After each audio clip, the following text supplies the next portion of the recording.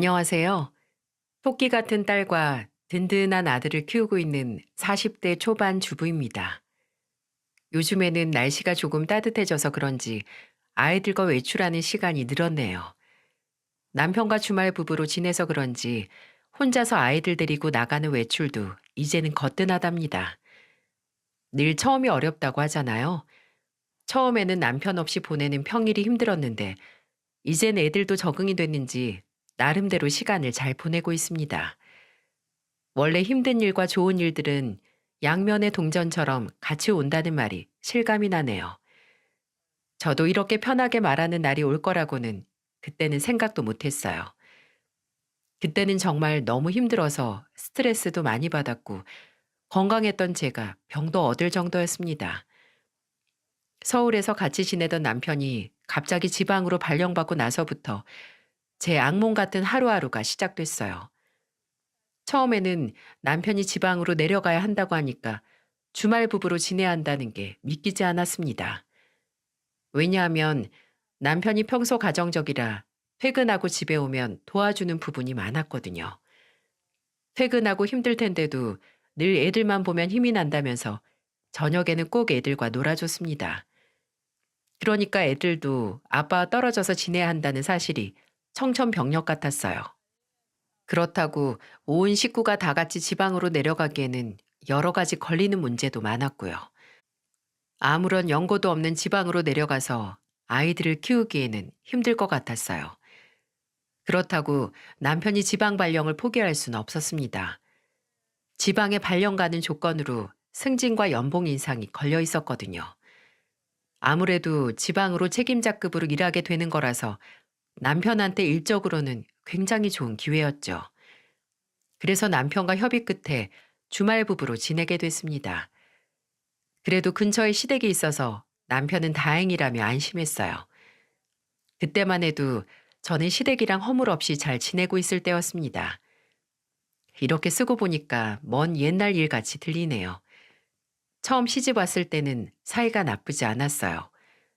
오히려 친구들이 시모랑 사이가 어쩜 그렇게 좋냐면서 다 부러워할 정도였다니까요. 그래서 제가 이런 사연을 쓰고 있는 것도 믿기지 않네요.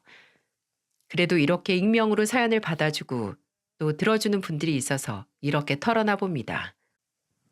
처음 시집 왔을 때는 시댁에서 저를 굉장히 마음에 들어 하셨어요. 시댁에는 막내 아가씨가 있었는데 시모는 천방지축에다가 사고만 친다면서 걱정을 많이 했었죠.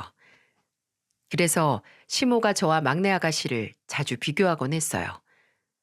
저는 회사 다니면서 결혼 자금도 친정에 손 안 벌리고 스스로 모은 돈으로 준비했는데 아가씨는 돈을 벌면 다 써버리기만 한다고 걱정이 많으셨습니다. 아가씨가 저랑 나이대가 비슷해서 그런지 시모는 괜히 비교하며 한마디씩 했었어요. 이것도 다 그럴 만한 사건이 있었습니다. 예전에 제가 첫째를 임신했을 당시 막내 아가씨가 만나던 사람과 결혼 준비를 하고 있었어요. 결과적으로 파혼했지만 그때는 결혼한다고 많이 들떠 있었습니다. 그래서 제가 시댁에 놀러 가면 항상 저를 보면서 이런 말을 했었어요. 새언니, 저 반지 좀 봐요. 이렇게 알 큰 반지 본 적 있어요? 제 결혼 반지예요. 어머, 아가씨, 너무 예쁘네요. 괜찮다고 했는데 굳이 결혼 반지는 알이 커야 된다면서 주던데요. 새언니는 이런 반지도 못 받고 결혼해서 어떡해요? 결혼하면 그런 거 다 부질 없어요. 지금 잘 살면 되는 거죠. 솔직히 속으론 부럽잖아요. 그냥 언니 부러우면 부럽다고 해요. 아가씨는 이런 식으로 결혼 준비를 하나씩 할 때마다 제게 자랑을 늘어놓았어요. 저는 살면서 명품이나 알이 큰 반지 이런 쪽으로는 전혀 관심이 없었습니다.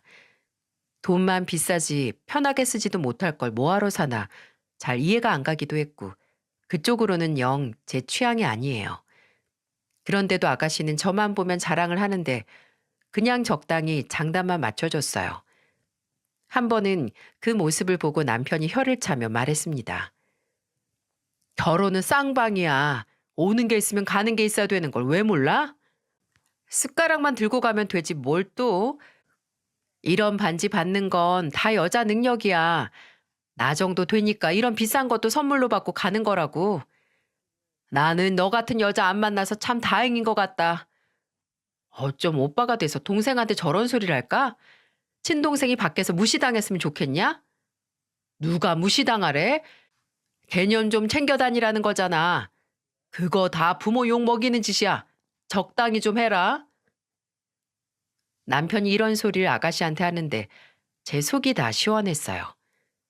요즘 세상에 숟가락만 들고 시집 가겠다는 말이 된다고 생각하시나요?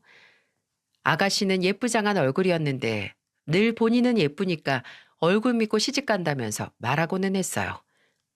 그때는 정말 대단하다 싶었습니다. 시동생도 저런 아가씨를 보면서 혀를 찼고요.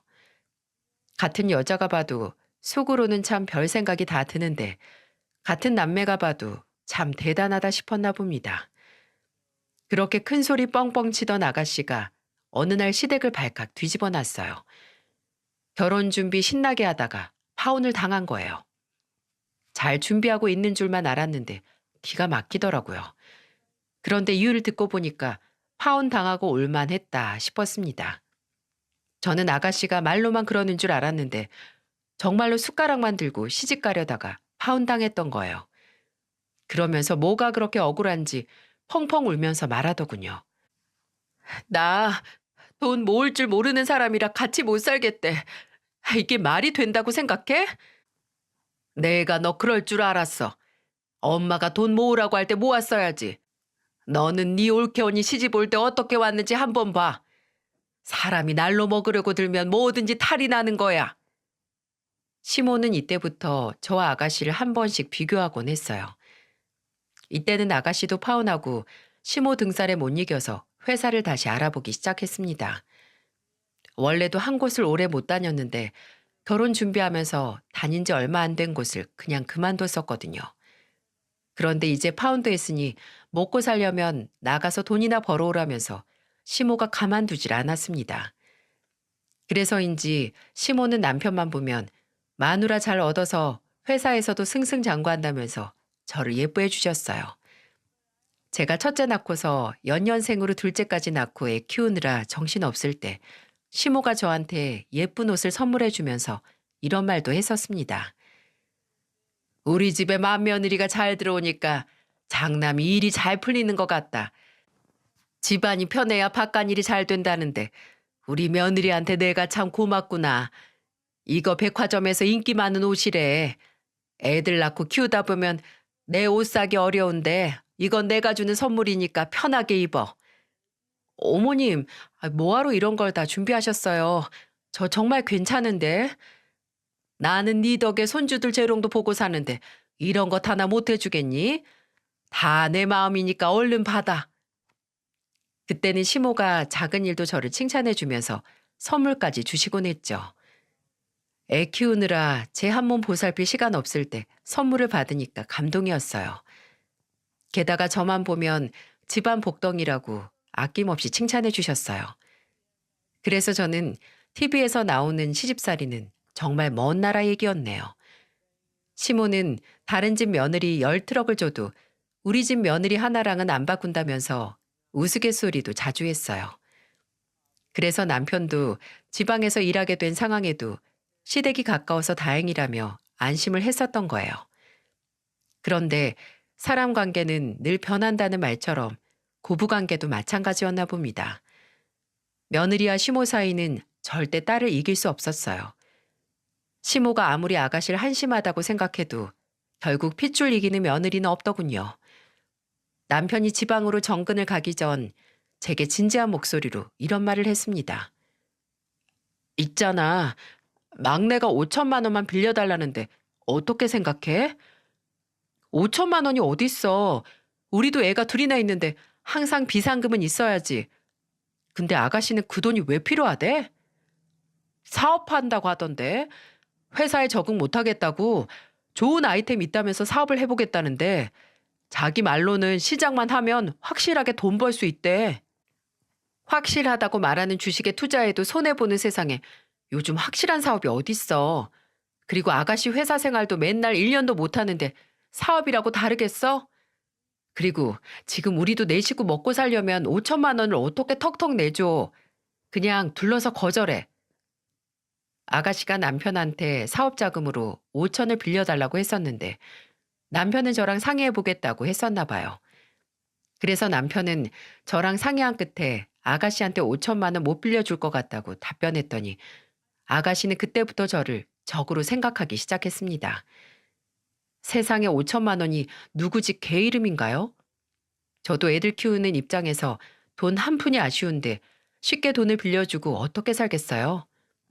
게다가 평소 근면 성실했던 사람이라면 모르겠는데 아가씨의 씀씀이와 평소 형실을 아는데 어떻게 사업 자금으로 그 큰 돈을 빌려주겠습니까?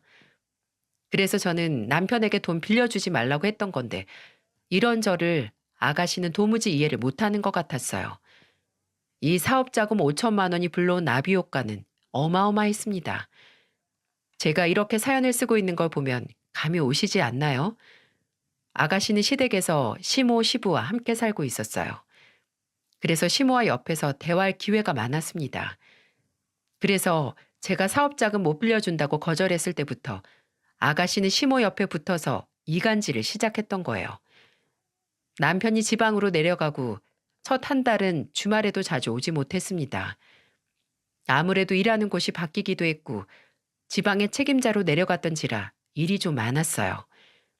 그래서 매일 저녁 아이들과 영상 통화를 하면서 그리움을 달래고 있었습니다. 그런데 이걸 안 좋게 모함하는 사람이 있었어요. 바로 아가씨였답니다. 지금 생각해도 참 기상천외한 발상이에요. 제가 시댁에 아이들과 놀러 갔다가 애들 낮잠 재우면서 깜빡 잠이 들었어요. 그러다가 문득 잠에서 깼는데 거실에서 시모 아가씨가 떠드는 소리가 들렸습니다. 계속 무언가 속삭이는 것 같아서 안 들으려 했는데 아가씨가 새언니라는 말을 꺼내면서 뭐라고 말하길래 궁금해서 문을 살짝 열고 귀를 기울였습니다.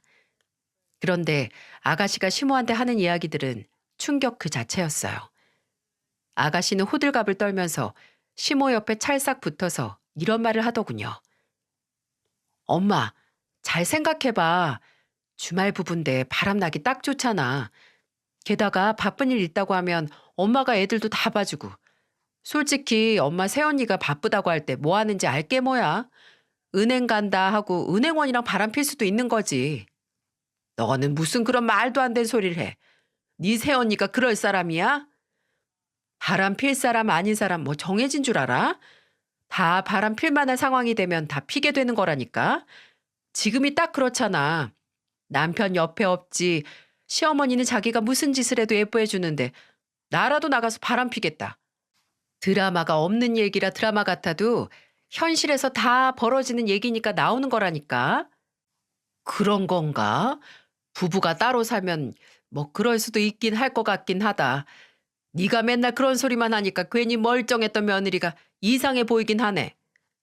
엄마, 맨날 보는 아침 드라마도 어디선가 벌어지고 있을 거라고. 저는 아가씨와 시모의 대화를 듣고 기가 찼어요. 생사람을 잡아도 유분수지. 정말 웃기지 않나요? 듣다 듣다 너무 허무맹랑한 소리라서 방문을 벌컥 열고 나갔어요. 그러자 아가씨는 제가 방에서 나오는 소리를 듣고 깜짝 놀라서 저를 보더군요. 그리고는 당황한 듯 슬금슬금 시모 뒤로 숨었어요. 저는 시모 뒤로 숨는 아가씨를 보며 소리쳤습니다. 아가씨, 사람 없는 자리에서 뒷말하는 거 아니에요. 제가 웬만하면 그냥 모른 척 넘어가려다가 어머님도 은근슬쩍 넘어가는 것 같아서 나왔어요. 새언니, 앉았어요? 장기 밝은 줄은 몰랐네요. 저는 그냥 친구네 집에서 그런 일이 있었다길래 혹시나 해서 말해 본 거예요. 혹시나 해도 그런 말 함부로 하는 거 아니죠? 저는 아가씨가 사업자금 5천만 원 빌려달라고 했길래 5천까진 아니어도 조금이나마 보탬이 돼볼까 생각하고 있었는데 안 되겠네요. 저는 이런 모함 받으면서 도와줄 생각 없어요. 새언니, 미안해요. 나는 새언니가 그런 생각하는 줄도 모르고 오해했나 봐요.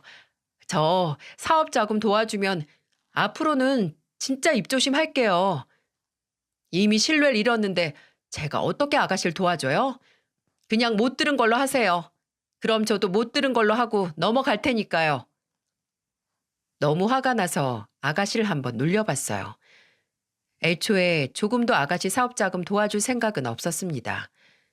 그런데 아가씨도 없는 소리를 하면서 저를 모함하는데 저라고 못하겠어요? 그렇잖아요. 저도 아가씨가 했던 말을 듣고 기분 더럽고 찝찝한데 아가씨도 제가 빌려줄지도 몰랐던 돈 얘기라도 듣고 기분이라도 확 나빠지길 바랬어요. 시모는 괜히 의심하는 거라면서 신경 쓰지 말라며 저를 달래줬고요. 그런데 한 번 뱉은 말 주워 담아지는 것도 아니고 이미 들은 말을 못 들은 걸로 어떻게 치나요? 저는 그날 정말 기분이 나빴어요. 그래서 저녁에 남편과 통화를 하다가 아가씨와 있었던 일을 털어놨습니다. 이게 남편과 아가씨 사이를 안 좋게 하려는 마음이 있던 건 아니고 정말 제 억울한 마음이었어요. 제 말을 전해들은 남편은 화가 잔뜩 나서 아가씨랑 얘기 좀 해야겠다면서 전화를 끊어버렸어요. 제가 의도했던 건 아닌데 남매 싸움 붙인 꼴이 된 겁니다. 듣고 보면 남편도 화가 날 만한 상황이긴 했어요. 세상에 어떤 남편이 이런 소리를 듣고 기분 좋을 수 있겠습니까?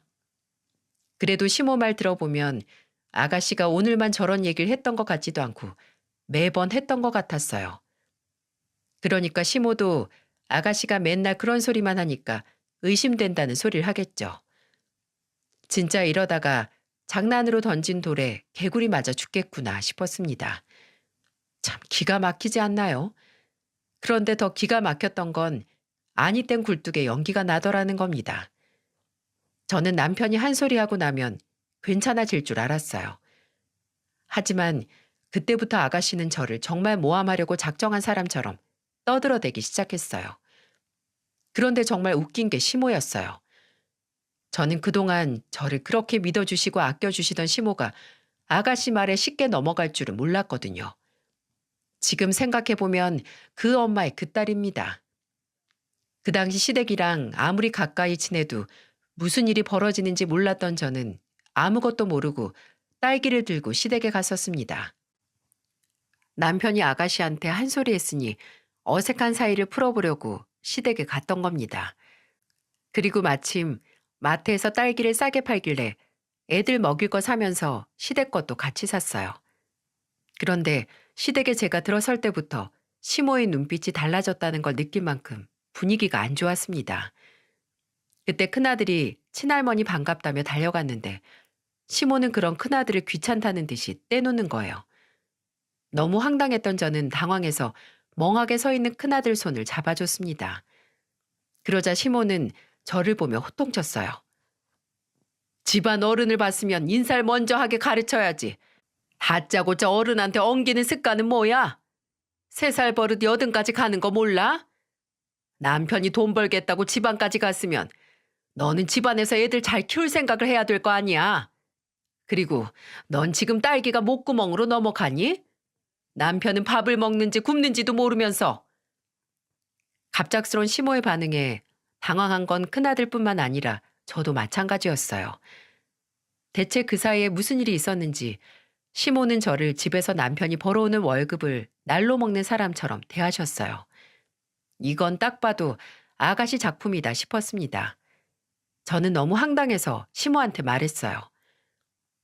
손자가 신발 벗고 들어오면서 인사드렸어요, 어머님. 그리고 어머님 아들 회사에서 삼시세끼 다 나와요. 서울에서 먹던 것보다 더 잘 먹고 다닌다고요. 아이고, 며느리 무서워서 어디 말이나 제대로 하고 살겠냐? 우리 아들은 할머니네 집 가면 조용히 있었어. 대체 누굴 닮아서 애가 천방지축인가 몰라. 사내 놈이 점잖지 못하게. 누굴 닮아도 저 아니면 남편이겠죠. 그걸 누가 알아? 내 아들을 닮았는지 엄한 바깥 놈을 닮았는지. 어머님, 그게 대체 무슨 말씀이세요? 애들 있는데 말씀이 좀 지나치시잖아요. 내 아들이랑 너무 안 닮았으니까 하는 말이지. 내가 뭐 못할 말 했어? 이렇게 말하면 또 지방에서 일하느라 바쁜 애한테 전화해서 일러야지. 그래서 모자 사이도 갈라놔야 넌 직성이 풀리지? 시모는 제가 남편한테 전화해서 아가씨 일을 잃었다고 생각하고 있는 것 같았어요. 그런데 그것도 모자라서 제 아들을 두고 엄한 소리를 하시는 거예요. 저는 너무 황당해서 그냥 넘어갈 수가 없었어요. 그래서 저는 시모를 보며 소리쳤습니다. 그래도 그렇지. 하나뿐인 손자 두고 그런 말씀 하시면 안 되는 거죠. 내가 오죽하면 이런 말을 해, 오죽하면. 내 아들은 오른손잡이인데 손자는 왼손잡이인 게 말이 된다고 생각해? 그리고 우리 아들은 똑똑해서 젓가락질도 제대로 금방 해냈는데 네 자식 좀 봐. 아직도 젓가락을 포크처럼 쓰잖아. 애들마다 다 배우는 속도가 다를 수 있는 건데 함부로 말하지 마세요.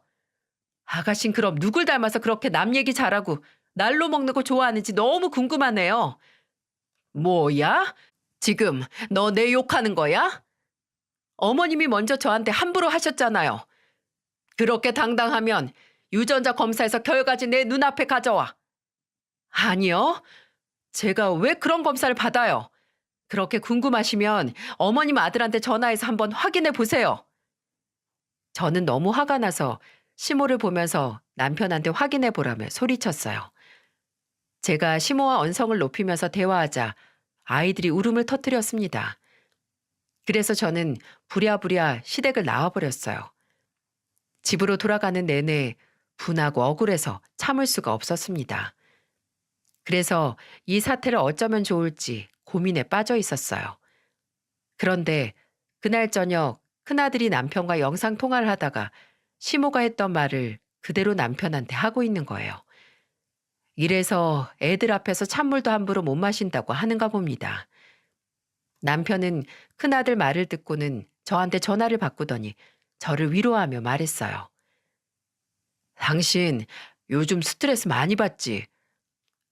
아가씨 때문에 못 살겠어. 괜히 엄한 소리를 계속 어머님한테 하고 있다니까. 또 어머님은 그 소리 홀랑 믿고 오늘은 글쎄 우리 아들한테 엄한 놈 자식 아니냐고 하시는데 환장하겠어. 내가 주말에 올라가면 엄마랑 얘기 한번 해볼게. 자꾸 이런 일만 겪게 해서 미안해. 안 그러셨는데 왜 그러나 모르겠네. 그때 시댁일로 스트레스를 받아서 그런지 먹는 족족 속에서 체하는 것 같았습니다. 그리고 속도 계속 더부룩해서 항상 속이 불편했어요. 그런데 이런 저를 보면서 시모와 아가씨는 정말 상상 못할 의심을 하더군요. 남편이 주말이라고 오랜만에 서울로 올라왔을 때 오해를 풀겠다면서 네 식구가 다 같이 시댁으로 갔습니다. 정말 죽어도 가기 싫은데 평생 이렇게 살 수 없으니 일단 부딪혀 보자고 간 거예요. 어김없이 그날도 계속해서 속이 더부룩하고 메스꺼운 느낌이었어요. 그래서 시댁에서 다 같이 저녁을 먹는데도 혼자서 먹는 둥 마는 둥 했습니다. 시부는 저를 보면서 몸이 안 좋냐고 걱정하며 물으셨어요. 저는 괜찮다고 말씀드렸지만 이미 제 안색은 누렇게 뜨고 있었죠. 겨우겨우 앉아서 밥을 먹던 저는 갑자기 구토가 올라오는 것 같아서 화장실로 뛰어갔어요. 남편은 저를 걱정하면서 화장실로 와줬고 등을 두드려주다가 같이 식구들이 있는 곳으로 왔습니다. 시부는 저를 보면서 아프면 애들 걱정 말고 병원에 가보라며 말해줬어요. 그런데 시모는 안색도 안 좋고 밥도 제대로 못 먹는 저를 보면서도 비아냥거리면서 말했습니다. 너 설마 입덧하는 거야? 남편도 지방에 있는데 웬 입덧이야? 너 진짜 웃기는 애다. 산부인과 가서 확인해봐. 엄한 놈 자식이면 낳을 생각도 말고. 저는 제 귀로 듣고도 믿기지 않았어요. 정말 철천지 원수 사이여도 이런 말은 함부로 하면 안 되는 말 아닌가요? 그리고 저런 말은 저뿐만 아니라 남편까지도 우스워지게 하는 말인데도 시모는 거침없이 내뱉더군요. 옆에 있던 아가씨는 낄낄거리면서 웃고 있었고 시동생은 시모를 말렸어요. 남편은 화가 나서 시모를 보고 화를 냈습니다. 엄마, 정말 왜 그러세요? 여기 지금 애들도 있어요. 저번에도 큰애가 엄마가 무슨 말 했는지 또박또박 전하는 거 듣고 제가 얼마나 깜짝 놀라는 줄 아세요? 그러니까 유전자 검사해서 가져오라니까 왜 안 가져와? 한 장이면 금방 오해 풀리는데 제가 지금 그걸 안 하는 거 아니야? 그러니까 난 오해할 만하지. 그 순간 참아왔던 인내심이 폭발하고 말았어요. 저는 이제는 하다하다 유전자 검사를 하고 오라는 시모 말에 폭발해버렸고 그 자리에 시부가 있는 것도 잊은 채 시모를 보면서 고함을 지르며 말했습니다. 유전자 검사지 보는 게 소원이신 거예요? 그럼 가져다 드릴게요. 대신 유전자 검사지 가져왔을 때 어머니 말이 전부 다 억측이고 모함이면 저한테 당장 사과하세요. 일단 가져만 와봐. 그럼 내가 사과를 할지 널 쫓아내던지 결정할 테니까 검사만 받고 오라고. 끝까지 시모는 당당한 얼굴로 자기가 뭘 잘못했냐는 표정이었어요. 미치고 환장할 노릇 아닌가요? 무슨 말을 해도 안 믿고 저를 몰아세우는데 제가 어쩔 방법이 있겠어요? 결국 유전자 검사를 의뢰했어요. 저는 태어나서 유전자 검사를 하게 될 거라고는 생각도 못했습니다. 제가 재벌집 사모도 아니고 왜 이러고 있나 정말 이해가 안 가더라고요. 세상에 저처럼 평범하게 살다가 갑자기 유전자 검사하는 사람은 아마 몇 명 없을 거예요. 그렇게 시모의 바람대로 유전자 검사를 했고 결과가 나오기만을 기다렸어요. 저는 결과지가 나오면 꼭 시모랑 아가씨한테 사과를 받아낼 작정을 하고 있었습니다. 헛소문에는 확실한 증거 하나만 내밀어도 금세 수그러들 거라고 생각했어요. 한 5일 정도 지나자 결과지가 나왔고 저는 그 결과지를 들고 아들과 딸을 데리고 시댁으로 갔습니다. 그리고는 시모 소원대로 결과지를 내밀었어요. 저는 그 자리에 아가씨까지 불러놓고 보여줬습니다. 제가 당당하게 시모한테 결과지를 내밀자 뻘쭘한 얼굴로 저를 보더군요. 저는 시모와 아가씨를 보고 당당하게 말했습니다. 저랑 애들한테 얼른 사과하세요. 3살 버릇 80까지 간다는 어머니 말씀처럼 오해했으면 사과해야 한다는 것도 애들한테 미리미리 가르쳐야죠. 뭐야? 시어머니로서 그 정도는 의구심 가질 수도 있는 거지. 너무 꼬투리 잡았다고 날뛰는 거 아니야? 날뛰다뇨. 아무것도 없이 사람 이상하게 만든 아가씨가 날뛴 거죠. 저는 오해받은 죄밖에 없었어요. 그러니까 당장 저랑 애들한테 얼른 사과하세요. 그래. 아주 내가 죽을 죄를 지었다. 미안하게 됐다. 엎드려 절받기에 가까운 사과였지만 저는 시모한테 사과를 받아냈어요. 그런데 어디 시모만 잘못인가요? 아가씨는 시모가 사과하는데도 팔짱을 끼고 지켜만 보는 거예요. 그래서 저는 아가씨를 보며 말했습니다. 아가씨도 사과해야죠. 이 사태를 만든 장본인인데 왜 사과 안 하세요? 애들 보는데 내가 사과를 왜 해요? 뭘 잘못했다고. 유전자 검사는 내가 아니라 엄마가 받아오라고 한 거잖아요. 애들이 보고 있으니까 해야죠. 사람 오해하고 모함하면 안 된다고 조기 교육하는 거예요. 미안해요. 사람이 살다 보면 뭐 오해할 수도 있는 거지. 끈질기네, 끈질겨. 아우, 끈질긴 게 아니고 잘못된 건 바로잡고 사과해야 깔끔한 거예요. 애들한테 그렇게 가르쳤는데 어머님이랑 아가씨가 아주 좋은 본보기 만들어 주셨네요. 이만 가볼게요. 애들한테 좋은 것만 보여주고 싶어서요. 저는 그렇게 애들을 데리고 시댁을 나와버렸어요. 속이 다 시원하더군요. 그렇게 타령하던 유전자 검사지를 들이밀었으니까 더 이상 엄한 일은 안 생기겠구나 안심했어요. 남편도 걱정을 많이 했기 때문에 잘 해결됐다면서 전화를 해줬어요. 시모랑 아가씨한테 사과를 받았으니까 잘 해결됐다고 쉽게 믿었습니다. 제 사연 여기까지 들어보면 제가 이 정도로 했으면 더 이상 아무 일 없을 것 같지 않나요? 하지만 제 시댁은 그렇게 호락호락하지 않았습니다. 저도 아이를 둘이나 낳고 살면서 몰랐던 사실을 그때 알았어요. 시모와 연을 끊을 만큼 큰 사건이 벌어지고 말았죠. 제가 한동안 소화불량으로 시달리니까 엄마는 저보고 검사를 받아보라고 권유했어요. 엄마 친구가 얼마 전 위암 진단을 받고 항암 치료 중인데 증상이 비슷한 것 같다면서 병원을 다녀와 보라고 했던 거예요. 그래서 병원에서 검사를 받게 됐습니다. 제가 위암 검사를 받자 남편은 혼자서 힘들게 해서 미안하다며 울먹였어요. 저는 남편에게 걱정 말라면서 씩씩하게 말했습니다. 말은 이렇게 했지만 덜컥 겁이 나긴 했었어요. 애들도 아직 어린데 혹시라도 큰 병이면 어쩌나 걱정이 앞섰습니다. 스트레스는 만병의 원인이라고 하잖아요. 제 속에서 병을 키우고 있었는 줄도 모르고 지냈어요. 그래도 불행 중 다행이었던 건 위암 초기라서 내시경 치료로 가능한 상태였다는 거예요. 친정 엄마는 다행이라며 가슴을 쓸어내렸습니다. 다행스럽게 초기라서 간단한 치료로 극복이 가능했지만 그래도 애들을 맡길 곳이 필요했어요. 시댁과는 이미 사이가 틀어져서 기대도 안 했고 친정엄마가 저희 집에서 애들을 봐주겠다고 하더군요. 이래서 힘들 때 가족만큼 믿을 만한 곳이 없다고 하나 봐요. 엄마는 되려 걱정하면서 말해줬어요. 애들 걱정 말고 네 몸이나 챙겨 이거사. 나는 내 새끼 아픈 줄도 모르고 있었으니 얼마나 속상한 줄 알아? 엄마 고마워. 그래도 엄마 덕분에 나도 치료에만 전념할 수 있겠다. 너 애들 엄마이기 전에 내 딸이야. 내 딸 아프면 나도 속상해.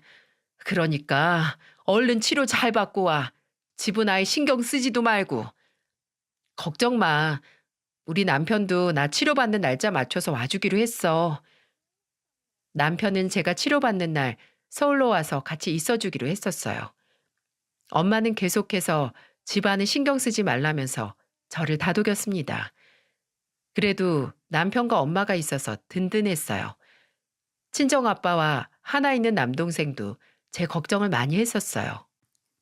그래도 친정 식구들 덕에 무서웠던 위암 치료도 성공적으로 받고 나올 수 있었답니다.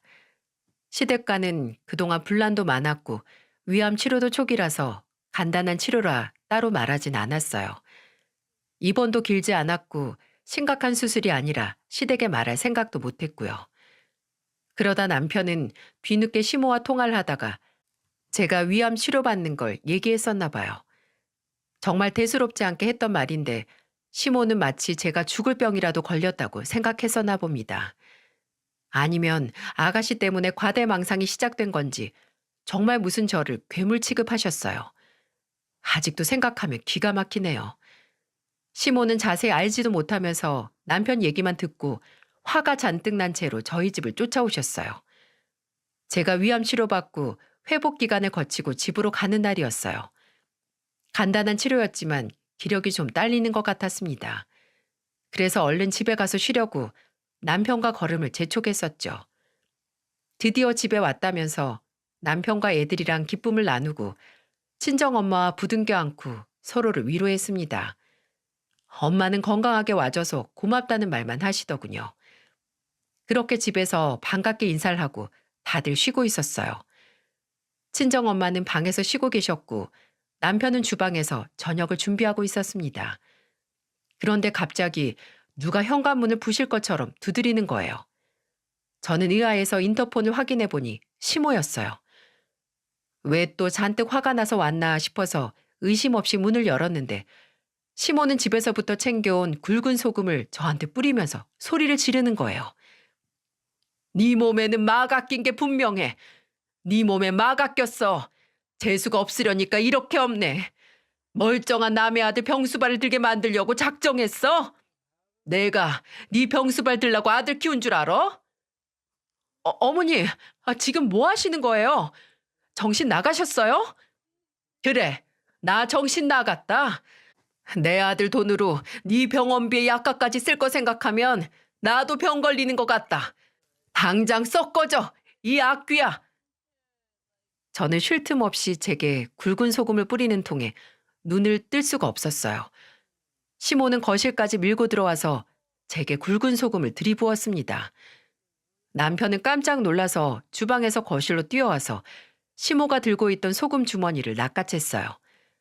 그리고 곧이어 방에서 소란스러운 소리를 듣고 나왔다가 제가 시모한테 굵은 소금 맞고 있는 걸 본 친정엄마는 시모한테 달려들었습니다. 그리고는 시모 머리채를 잡아 흔들며 고래고래 소리를 질렀어요. 야, 지금 인연이 미쳤나? 진짜 악기 들린 건 이쪽이네. 내 딸한테 무슨 짓이야 지금? 이건 또 뭐야? 아주 무식한 게 그 엄마의 그 딸이네. 이젠 염치도 없이 네 친정엄마까지 불러서 내 아들 돈으로 호의호식을 해? 이 무식한 집구석 당장 안 나? 뭐? 무식? 진짜 무식한 맛 한번 보여줘야 그놈의 주둥이를 다물지. 그러더니 엄마는 시모의 목을 비틀어 버렸어요. 왕년에 운동 좀 했던 엄마는 나이가 들어도 체력이 대단했어요. 주말마다 등산하시면서 늘 체력 관리에 힘썼던 분이세요. 그만큼 활동적이고 체력 좋은 엄마를 시모가 이길 수 있겠습니까? 맨날 집에서 아가씨랑 둘이 떠들기만 하던 시모는 그대로 당하고 있었죠. 거의 일방적으로 당하던 시모는 살려달라고 외치기 시작했습니다. 그런 시모를 보면서 엄마는 다시 한번 악을 쓰며 어금니를 꽉 깨물고 말했어요. 뭐? 네가 뭔데 내 딸한테 함부로 해? 너는 몸에 지방이 잔뜩 꼈는데 이거 안 빼고 다 뭐 하는데? 얼른 지방이나 빼라 이 여편네야. 아유, 이 덩어리들 다 어쩔 거야? 시모는 75kg가 넘는 거구였어요. 그런데 몸만 컸지 힘은 하나도 못 쓰고 일방적으로 당하고 있더군요. 시모는 친정엄마를 떼보려고 발악을 했지만 소용없었어요. 남편도 그 상황에 어쩔 방법을 몰랐고요. 그런데 시모랑 같이 왔던 아가씨가 뒤늦게 집 안으로 뛰어들어왔어요. 웃긴 게 아가씨는 시모랑 같이 왔다가 남편 신발 보고서 뒷걸음질 쳤던 거예요. 참 한심하지 않나요? 그러다가 점점 집안에서 큰 싸움 난 것 같으니까 말리려고 얼떨결에 들어온 거예요. 정말 기가 차더군요. 이 사태를 만든 장본인이 남편은 무서웠는지 뒷걸음질을 쳤던 겁니다. 친정엄마는 양손으로 아가씨와 시모 머리채를 잡고는 정말 혼쭐을 냈습니다. 결국 한바탕 난리가 나고 시모와 아가씨는 친정엄마 앞에 무릎을 꿇고 앉았어요. 아가씨는 끝까지 억울하다면서 펑펑 울더군요. 저는 너무 황당해서 아가씨를 보면서 소리쳤어요. 왜 울지? 지금 울고 싶은 사람이 누군데? 그러니까 애초에 사업자금 도와줬으면 나도 이렇게까지 안 했을 거 아니에요. 나한테 뭐 돈 맡겨놨니? 내가 그동안 아가씨 했던 거짓말 때문에 속이 터지는 줄 알았는데 지금 계속 돈 타령이 나와? 제가 부모님한테 손 안 벌려본 것도 아니고 여기저기 돈줄이 다 막혔는데 저도 살고 싶어서 그런 거예요. 저야말로 좋은 기회 다 놓쳐서 억울하다고요. 진짜 미쳤네 미쳤어. 어이가 없으니까 욕도 안 나오네. 그때 저는 헛웃음이 나왔습니다. 남편은 아가씨를 보면서 호통을 쳤어요. 끝까지 자기는 억울하다면서 엉엉 울더군요. 친정엄마는 그런 아가씨를 보고도 혀를 찾고 옆에 있던 시모를 보면서 단호한 목소리로 말했습니다. 처음에 우리 딸 시집 갔을 때 기특한 며느리 본다고 좋아했던 거 기억은 납니까? 사람이 한 입으로 두 말을 해도 유분수지. 저는 이런 집에 내 딸 못 줍니다. 지금 아들 인생 망치는 사람이 본인인 것만 알아. 이웃남 꼬리표 붙여서 살게 만들던지. 갑자기 그런 말이 어딨어요. 잘 사는 애들 왜 이혼시키려고 하세요? 지금껏 바라는 게 아들 이혼 아니면 이게 지금 말이 되는 상황인지 생각을 좀 해봐요. 들어보니까 남의 딸을 없던 일도 만들어서 대역죄인 만들고 본인 아들은 무결하다는 게 말이 되냐고. 제가 잘못했어요. 그때는 미쳤었는지 내가 별별 생각을 다 했다니까요. 제발 이혼만은 막아주세요, 사부인. 그건 내 딸이 결정할 문제고 사과도 내가 아니라 내 딸한테 해야지. 엄마는 시모를 보면서 버럭 화를 냈습니다. 시모는 친정엄마한테 매달리면서 제발 이혼만은 안 된다고 빌었어요. 그런데 정말 황당한 게 그동안 저를 그렇게 몰아세우고도 이혼은 안 된다는 게 말이 됩니까? 제가 아무런 죄가 없다는 걸 알게 되니까 갑자기 태세 전환한 거예요. 그래서 친정엄마도 황당했는지 사과는 저한테 하라면서 호통을 치셨죠. 그제야 시모는 저를 보면서 사과하더군요. 내가 미안했다. 나는 그냥 네가 너무 부지런하게 애들도 보고 잘 꾸미고 다니고 바쁘게 지내니까 혹시나 했던 거야. 장난으로 던진 돌에 개구리 맞아 죽어요. 전 지금 이렇게 하는 사과도 못 믿겠어요. 매번 저 없을 때면 아가씨랑 그렇게 제 욕만 하셨잖아요. 그런데 제가 시댁에 누굴 믿고 살아요? 나 정말 하늘을 향해 한 점 부끄럼 없이 살았어요. 내가 미안해. 그냥 내가 노망이 났었나 봐. 안 그러려고 해도 한 번 의심이 드니까 걷잡을 수가 없더라. 내가 미안하다. 저는 그때 시모 옆에서 멀뚱히 보고만 있는 아가씨를 보면서 말했어요. 그때도 시모 뒤에 숨는 아가씨를 보자 참 철딱서니가 없어 보였습니다. 남편은 그런 아가씨 등짝을 내리쳤어요. 이 사태의 원흉이면서 가만히 지켜만 보고 있는 게 말이 됩니까? 남편이 아가씨와 시모를 다그치면서 당장 사과하라고 재촉했어요. 남편은 가슴을 치며 말하더군요. 내가 진짜 집안 창피해서 못 살겠어요. 애들 보기 창피하지도 않아? 둘 다 무슨 정신으로 살길래 이런 짓을 하는 거야? 진짜 나라도 당장 이혼하고 싶겠다. 그리고 이것만 알아도 이 사람이 엄마 용서할 때까지 우리 집 근처 오지도 말고 찾지도 마. 아들, 엄마가 잘못했어. 나는 다 너 고생할까 봐 걱정돼서 그런 거야. 지금도 봐. 누가 날 제일 고생시키고 창피하게 만드는지. 나라고 뭐 이럴 줄 알았겠니? 엄마가 다 잘못했어. 그러니까 아들, 마음 풀어. 시모는 남편한테 매달려서 울듯이 말했어요. 그리고는 옆에 있던 아가씨 등짝을 내리치면서 말했습니다. 아휴, 이게 다 네가 설레발쳐서 이렇게 된 거 아니야. 내가 너 때문에 못 살아. 네 오빠 이혼당하면 네가 책임질 거야? 왜 다 내 탓인데 소금은 엄마가 뿌렸잖아. 네가 세연이 암 걸려서 오빠 돈 잡아먹는 기계 됐다고 그렇게 설레발쳐서 그런 거 아니야. 그러니까 누가 내 말 믿으래? 뭐야? 이게 진짜 뚫린 입이라고 함부로 말하네. 갑자기 시모 아가씨는 둘이 싸우기 시작했어요. 오합지졸이 따로 없더군요. 친정엄마는 시끄럽다면서 둘을 조용히 시켰습니다. 저는 우선 놀랐을 아이들을 달래서 남편한테는 애들 좀 데리고 밖에 나가달라고 부탁했어요. 남편은 어떤 선택을 해도 제 선택에 맡기겠다며 아이들을 밖으로 데리고 나갔습니다.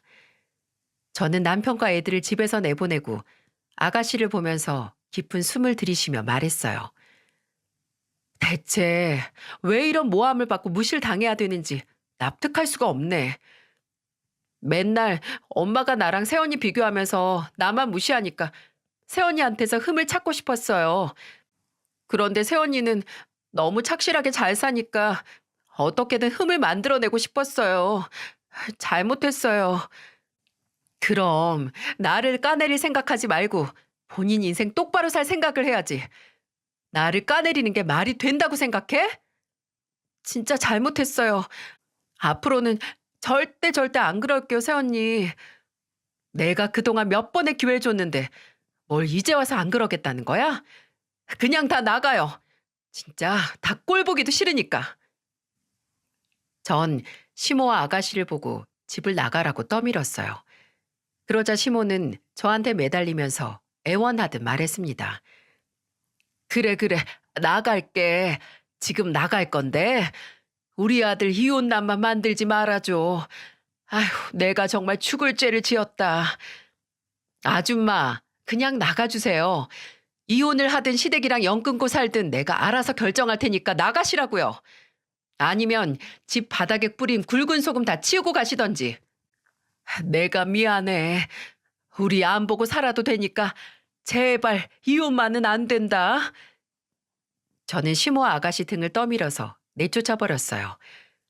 친정엄마는 분이 다 안 풀렸는지 주방에서 굵은 소금을 가져오더니 시모를 불러 세워서는 소금을 뿌려버렸어요. 그리고는 시모를 보면서 소리쳤어요. 썩 꺼져! 내 딸한테 이런 악기가 붙어있는 줄은 몰랐네. 당장 나가! 그리고는 친정엄마는 현관문을 쾅 하고 닫아버렸습니다.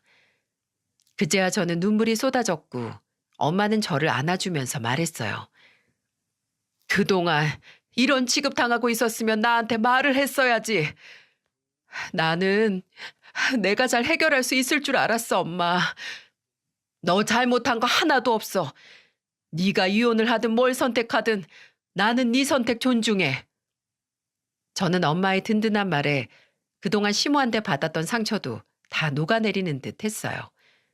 그동안 엄마가 걱정할까 봐 힘들어도 말 한마디 편히 못했습니다. 그런데 엄마는 시모 아가씨 때문에 제가 속병이 난 것 같다면서 이혼하고 싶으면 하라고 하더군요. 그날 저녁 저는 엄마를 돌려보내고 남편한테 시모 아가씨 보고 못 살겠다고 말했어요. 남편도 제 의견을 존중한다면서 마음 풀릴 때까지 가지 말라면서 말해줬습니다. 저는 남편이 제 편을 들어주고 위로해주니까 마음이 놓였어요. 그리고 그날 저녁 시부는 제게 진심 어린 문자를 남겼습니다. 우리 큰며느리 오늘 있었던 일 다 들었다. 내가 너한테 입이 두 개라도 할 말이 없어서 이렇게 문자를 남긴다. 모두 내 불찰이니 나를 원망하거라. 네 마음이 풀리면 그때 연락 주렴. 몸조리 잘하고 건강하게 잘 지내고 있어라. 내가 미안하다. 우리 예쁜 며느리 건강하길 바란다. 저는 시부 문자에 눈물이 고였어요. 그래도 저는 시모 아가씨를 절대 용서할 수 없었습니다. 여자로서 너무 모욕적이었고 위암 치료 후 집에 왔을 때는 인간 대접도 못 받는 기분이었어요. 그날 이후 남편은 시댁에 가서 아가씨 일원도 도와주지 말라면서 으름장을 놨다고 하더군요. 결국 아가씨는 시댁에서 쫓겨났고 혼자서 살기 시작했어요. 그리고 그 사건 이후로 시모는 제게 하루에 한 번씩 찾아와서 매일같이 사과를 하면서 위에 좋은 음식을 놓고 가셨습니다. 참 그 모습을 보고 제가 어떻게 마냥 미워할 수 있겠어요? 한 두 달을 매일같이 찾아와서 진심이 담긴 편지와 위에 좋은 음식들을 보면서 저도 마음이 조금 풀렸던 것 같아요. 게다가 시모는 저희 친정에도 매일같이 찾아갔어요. 그러니 저도 마음이 조금 풀릴 수밖에 없었죠. 그래서 얼마 전부터는 시모와 조금씩 연락은 하기 시작했어요. 완전히 풀린 건 아니지만 매일같이 음식에 편지까지 두고 가니까 저도 어느 정도는 마음의 문이 열린 것 같아요. 이렇게 지내다 보면 예전처럼 지낼 수 있는 날이 올 것도 같다는 기대가 드네요. 지금 몸은 괜찮아져도 마음의 상처는 치유 중에 있거든요. 남편도 저를 가만히 기다려주고 있답니다. 옛말에 천냥 시주 말고 애매한 소리 말라는 말이 떠오르네요.